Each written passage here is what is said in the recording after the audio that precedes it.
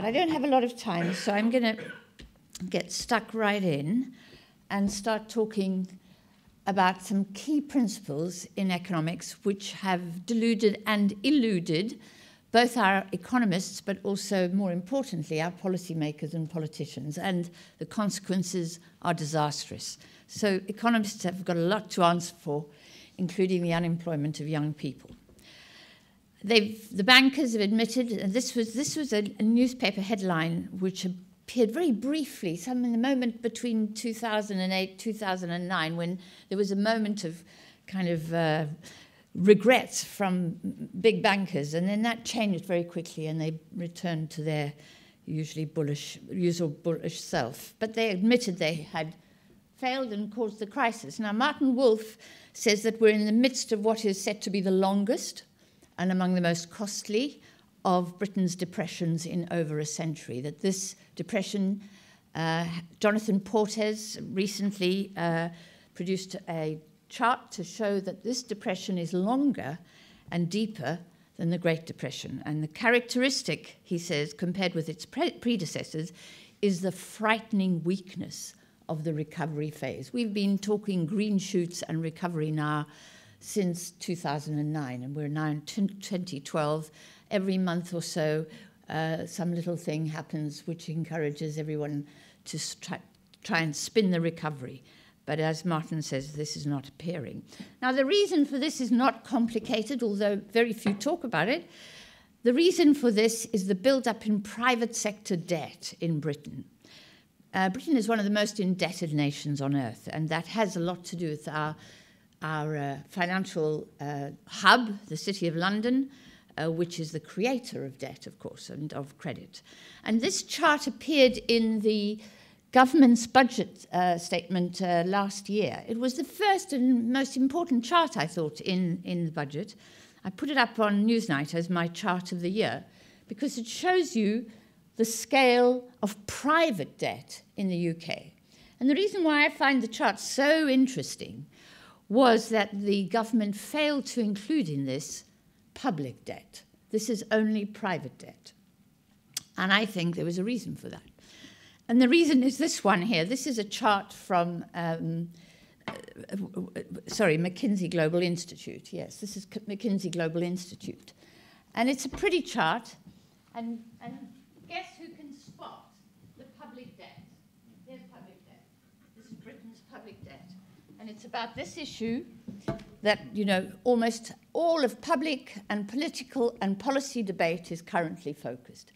We have very, very little discussion about those mountains of private debt, which are currently having to be deleveraged or written off because they're not being repaid. The news this morning told us about how much debt RBS has written off. Hundreds of billions of debt, which they know will never get repaid. And with every young man that's made unemployed, or every person that's made unemployed is not able to pay down their credit card or their mortgage, the bank's debts get worse and worse. And Britain is amongst the worst. And this is, again, a McKinsey report with the share of public and private debt. It's a bit out of date, but it's quite hard to get these numbers. In fact, McKinsey has produced a report since, and I should really have got you those numbers. But they haven't changed substantially. So you'll see that of all the debt, the public debt, the 52%, is really not the most important part. What is really important here is the share of financial, which is the banks and financial institution debt. And this is a comparison of debt across economies. And Britain is amongst the most indebted, as you can see. They explain this or excuse it by talking about Britain as a global financial hub. But look at our public debt compared to, for example, that of the United States, which is 60%, of Germany, 69%, of Canada, 60%, of France, 73%, and, of course, of Italy, 101%, as it was then. So really, Britain's not in this as deep a doo-doo as we all get told we are, but the biggest problem we do have is the scale of private debt, but that tends to get ignored. Nevertheless, the whole of public debate and policy debate is on the need to cut the deficit. And I fear that this is a debate majored on by George Osborne, and I think for good reason, who wants to shine a light on the activities of the City of London. But the opposition collude in this too, by saying that the public deficit is the most important threat that we face. Now, the question that we ask, and we've written a report which I recommend you read, is does cutting expenditure and tax raising, will it cut the deficit? Now, the generally accepted thing is if we cut expenditure and we raise taxes, as we've done, we've put up VAT, we've put up a wealth tax up to 50%, is this going to cut the deficit? We argue that won't be the case, but we say that it's not between cutters and postponers or deficit cutting and stimulus. I am strongly in favour of cutting the deficit, strongly in favour of cutting the deficit. But the debate is between expenditure cutting and stimulus. Which of these two things will cut the deficit? I hope this is not too talking down to you because, but I know that many people don't really get the economics of this, the macroeconomics of it. Government is not in a position to control its own deficit or surplus. Dear Mr. Osborne, the Office for Budget Responsibility, the Treasury, they just have no control whatsoever over the deficit. And it's really important for them to understand that. They don't understand that, or if they do, they confuse all of the public who believe that they do have the ability to control the deficit. Now, you and I, we can control our deficits. We are very small beer. If we want a surplus, we cut our expenditure to raise income. But what we do is not, or we raise income. What we do is not important to the economy at large unless all of us do it simultaneously. Government spending is too important for that. The size of the budgetary outcome depends not on government, but on the entire economic system and its reactions to the government's plans. That's what will determine the deficit, not the Treasury, not Mr. Osborne, not the Office of Budget Responsibility. So there's a fundamental error that it's not possible to assess the stance of fiscal policy, to come to a view on fiscal policy from looking at the public deficit. It's a bit like saying, looking at my overdraft will tell you something about the scale of my mortgage. This is not it's not an adequate comparison, but it really is, that's not what we can't assess the stance of what we should be doing in fiscal policy by looking at the deficit. You wouldn't think so, of course, because everybody looks at the deficit as the stance on fiscal policy. Now, what Keynes has argued, and what he has proved, is that an expansionary fiscal policy leads to growth in activity and employment, so that in a recession, high public sector expenditure reduces debt and hence the deficit. So if we're going to we want to reduce the deficit, we mustn't look at the thing the wrong way round, which is what Mr. Osborne is doing now. So the question becomes, who will cut the deficit, the slasher or the spender? Now, before we answer that question, I want to address another major problem in economics, one of the major delusions of economists, their ability to use microeconomics to arrive at and to predict macroeconomic conclusions. And the finest example of this was an example of our Chancellor, brilliant man, we're told. He says to the Tory party conference in October 2010 that Britain has a deficit, a structural deficit, very fond of this term, structural deficit. Structural deficit means it never changes, I've never really understood what structural deficit means. Anyway, there's a deficit and a deficit. And he says that it's like a credit card. The longer you leave it, the worse it gets, he says. And I can tell you that all those Tories believe that it's like a credit card. If you do opinion polling, everybody is saying the government is right. I've got to balance my budget. I've got to cut expenditure when I get out beyond my means. The government must do the same.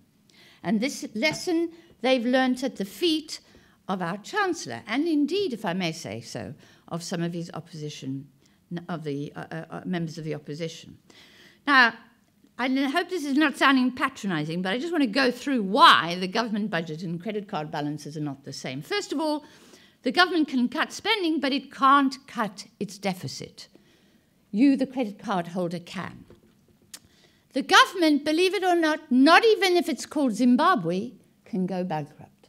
No. Greece can't go bankrupt. That's what really, that's why creditors love sovereign loans, because countries, sovereigns don't go bankrupt, but the credit card holder can. Government spending generates income and saves on benefits and interest rates, not for you and me. When I hire someone to insulate my home, a building company, I pay money into their bank account, and none of it accrues back to me, except perhaps if I make savings, energy savings in using insulation. But government spending generates income, something called the multiplier, which had been forgotten by economists, I have to say, for decades. I'm pleased to say the term multiplier is returning to the language. Government can conjure money out of thin air. Think of quantitative easing. The credit card holder can't do that. And this is absolutely fundamental to the delusion of most economists. Most economists think that banks don't and cannot create credit. There's this very old-fashioned theory that Mrs. Jones puts her savings into the bank and then Mr. Smith comes along and borrows her savings. And there's an even more old-fashioned theory, something called fractional reserve banking, that Mrs. Jones only puts £100 into the bank and then Mr. Smith can borrow £1,000. Fractional reserve banking hasn't existed in Britain since 1694 with the founding of the Bank of England. And banks do not have money in the bank. They do not have vaults of savings that they lend to borrowers. It hasn't been so since 1694. It wasn't so before that in Florence, in Holland, and in France. It's a myth. They don't have that. Keynes was quite right with his monetary theory, which has been ignored, and I'm not surprised that the City of London kind of draws a veil over Keynesian monetary theory. Lending creates deposits. When I apply to a bank for a £300,000 mortgage, there is no money in the bank, but there is a clerk and a manager and a ledger. What happens is the bank enters £300,000 into the ledger or into a computer and transfers that bank money to my account once I have signed a contract, pledged collateral, my property, and promised to repay at a certain rate of interest. That money arrives in my bank as a deposit, and I begin to spend it. Only a very small proportion of it is cash. I haven't time to go into that. But monetarists who dominate economic theory and who, in my view, are the cause of this huge blow-up of credit, believe and argue that deposits create loans, that banks don't have the power to do what they've done to the British economy, which is to create this massive, huge bubble of unpayable debt. So the reason they do think like this is because they understand money as a commodity, which they sort of think is subject to supply and demand, to marginal utility, etc. They talk about stock and the velocity of money and money circulating and so on. It is a thing, they think, and money is no such thing. The orthodoxy argue that we can only afford what's already in the bank in the form of savings or deposits or gold. Hence all the excitement about the gold price at the moment. So they believe that that's all that you can spend, and that's all money that we can have in the world. And Keynes showed, very rightly, that that is utterly, utterly untrue. And it has been untrue since we very cleverly, as a civilization, developed a banking system. I work a lot in poor countries and with poor countries that don't have a banking system that can create credit. They don't have credit cards, that walk around in Nigeria, for example, with plastic bags full of paper money. Hundreds and thousands of millions of, you have to add them up like this with elastic bands and carry them around. They don't have a banking system. We have, thank God, a banking system that works, or did until 2007. So the old Hayek rap, this is a clever rap devised by some Wall Street guys. If you're living high on that cheap credit hog, don't look for cure from the hair of the dog. Real savings come first if you want to invest. In other words, we can't afford to create jobs for young people because there ain't any money in the bank, says Mr. Osborne. And that is a lie. It's the biggest economic lie, and it's the most destructive.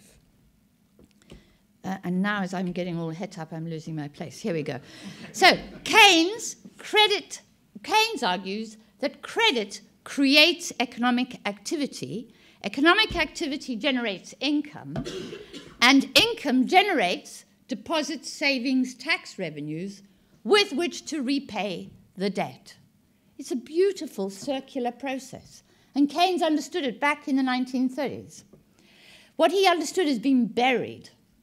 But when we do understand it, it's beautiful. The Bank of England creates credit out of thin air. Thank God they did. $16 trillion between the Federal Reserve, the Bank of England, the Bank of Japan, and the ECB to bail out the banking system in 2008-9. Before that, most ordinary people had never heard of anything called quantitative easing. But the Bank of England has been doing that since 1694. They called it monetary operations. They gave it different names. But it's been around. That's what's kept the economy going. So 5 minutes. So anyway, there we go. Let me quickly get to my point here. So what we can create, we can afford. We can't afford more than we can create. We can't afford to create stuff that's going to destroy us. But we can create. What we can create, we can afford. So in a monetary economy, as opposed to a barter economy or whatever, the relevant consideration is the availability of finance, not savings, and there need be no constraint on finance, ever. And we found that out when we found that suddenly we could find $16 trillion to bail out banks, and we didn't tax a single person to find the money. Credit, unlike gold or oil, is not a commodity, and there need be no limit to its creation. Of course, there are limits, and they have to do with inflation and deflation, and I'll go into that because I'm sure that's going to be a question that will come up. And because it's therefore not subject to the laws of supply and demand, its price, or the rate of interest, should necessarily, and it's a social construct, it's determined by a committee sitting in the Bank of England and by individuals in the banks, in the British Banking Association. It is a social construct. It's not a result of market forces of supply and demand. It should always be low. So when banks are charging struggling small companies today 20% on their overdrafts, you know there's something deeply unnatural going on. So employment is not constrained by finance or income. Income is only earned through employment. You and I know that. When we have no job, we have no income. Work makes things affordable for us. Work makes things affordable for the state as well. And therefore, high unemployment makes the state pretty unaffordable. Using QE, the Bank of England, 2009, created 200 billion quid in new credit. They used this to buy government bonds. They used this to finance Mr. Osborne's deficit. The banks received new money because they had the bonds, and that became deposits brought into existence through QE. So they issued £200 billion in 2009, another 75 in October 2011, and then the day before yesterday, £50 billion to bring to a total £325 billion, which is effectively paying for Mr. Osborne's deficit. So I won't deal with that. We can deal with that in the group. So government deficit, therefore, is financed by domestic finance, which gives the lie to the fact we need to borrow internationally. Poor old Greece has to borrow in what is effectively a foreign currency for her, but we don't. We can borrow, and the Americans can borrow, and the Japanese can borrow in their own currency, a currency linked to the level of economic activity in their country. So we've produced this report, The Economic Consequences of Mr. Osborne, and we've shown that government spending reduces the level of debt overall, and except in the case of world wars. So you'll see here between 1909 and 13, the expenditure rose by 4.3% and the debt fell by 1.5%. During World War, it rose massively, and the debt rose massively, by 17%. Between 1918 and 23, a period of economic contraction, expenditure fell by 29%, and the debt rose by 13%, and so on and so forth. So we take you through these periods in history, and we show that the only times in which this does not happen is when the excessive expenditure to finance war. There are some beautiful numbers here, and I don't think I have... How much more have I got? I'm nearly there, aren't I? We can do this in the session, actually.